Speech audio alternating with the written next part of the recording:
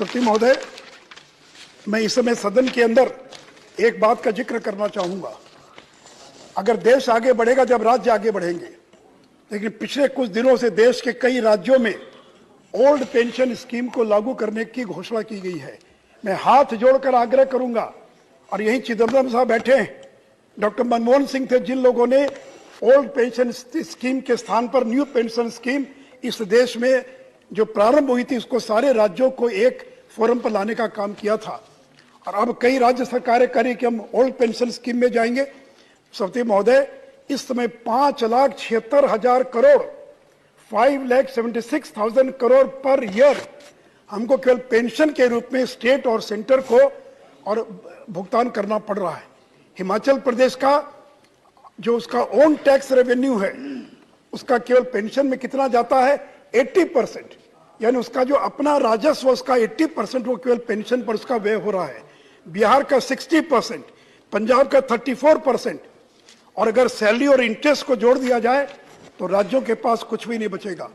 इसलिए मैं राज्यों से आग्रह करूंगा कि आज का बोझ भविष्य की पीढ़ी पर डालना ये बहुत बड़ा अपराध होगा। It is sinful, unprincipled, unethical to create liabilities to government in future. आने वाली पीढ़ी के लिए हम बोझ छोड़कर जाएं, ये कदापि उचित नहीं होगा। आज आपको कोई दिक्कत नहीं होगी कि 2034 में जो सरकार आएगी सती महोदय, उसकी अर्थव्यवस्था कोलैप्स कर जाएगी और भारत के बहुत सारे ऐसे राज्य होंगे जिनकी हालत श्रीलंका जैसी हो जाएगी। इसलिए मैं सदन के माध्यम से आग्रह करूंगा कि ओल्ड पेंशन स्कीम के भूत को मत जगाइए।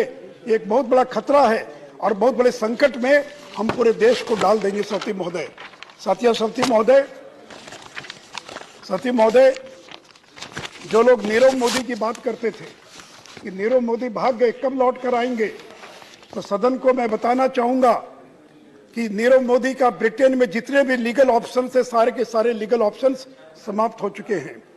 और हो सकता है कि अगर European court of human rights ने या ब्रिटेन ने उसको असाइलम नहीं दिया तो अगले 28 दिनों के भीतर नीरव मोदी और भारत लौटकर आ सकते हैं। सती महोदय,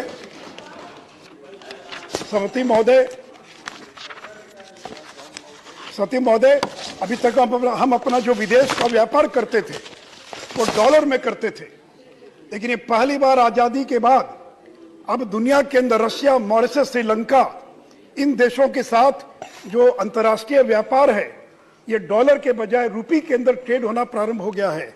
और स्पेशल वॉस्ट्रो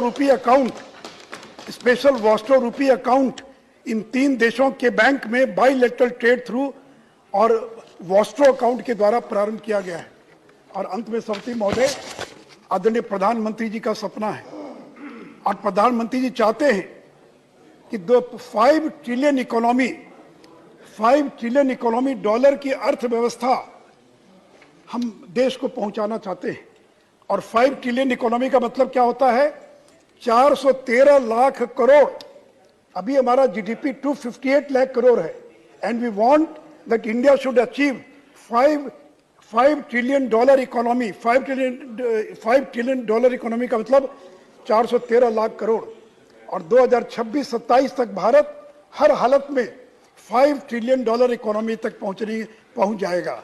और साथ ही साथ आदरणीय प्रधानमंत्री जी ने ऐलान किया है कि जब भारत आजादी का 100वां वर्ष मनाएगा 2047 में, तब तक हम भारत को एक विकसित देश में परिवर्तित करने में हम सफल होंगे।